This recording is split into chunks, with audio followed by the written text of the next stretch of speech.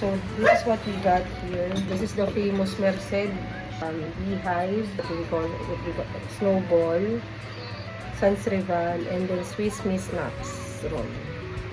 Ice cream. It's like refrigerated cake. So we will try. Hindi natin naubusin lahat, syempre. Ahin muna natin. Try muna natin yung beehive. Oh, who wants to try? Why does it look like a Christmas tree? It looks like one. Yeah, it looks like one. And here's Oh, it's a Christmas tree! Look at guys! It There's looks like the a Christmas. beehive. Yeah, it looks like a Christmas tree. Oh, Mommy, there's is that a beehive? No, beehive tawag dyan. Does it look like a Christmas tree? What's drinking? I-review muna natin ngayon is yung beehive. When I buy it, it has cream. Mmm. See? It has cream It's inside. marshmallow. It's marshmallow. Absolutely. Sarap. Baka na natin reviewin yung snowball. Kasi ba Charles Swiss Miss Nuts. Ngayon, beehive muna. How will you When rate I it? swallow it, and na parang siyang How will you rate it? like 9 out of 10. Malapit lang din yung bilihan nito. Like 9 out of 10. 9 over 10? Up to 9. It's actually not that sweet for me. So, I'll give it 9 Well, out of 10 as well. Saka na natin i-review yung iba. Yung Swiss, I just Swiss licked the nuts. icing.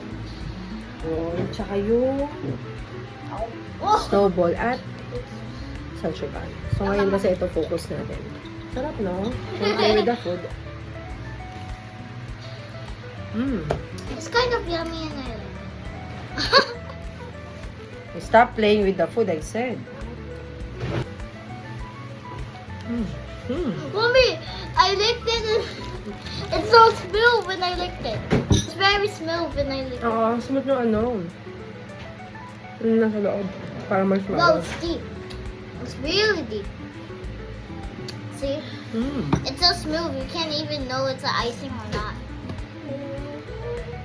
Yung ano niya, nasa loob niya. Yung feeling niya is like It's like a mixture icing. of icing, marshmallow, and ice cream. If i-recommend ko sa inyo yung beehive, yes. Definitely yes. Mm, 9 over 10. Mommy, why is it called a beehive? It's not Kasi a beehive. it looks like a beehive. No, it's a tree. It's a beehive. You've never seen a beehive, a real beehive. It looks like one.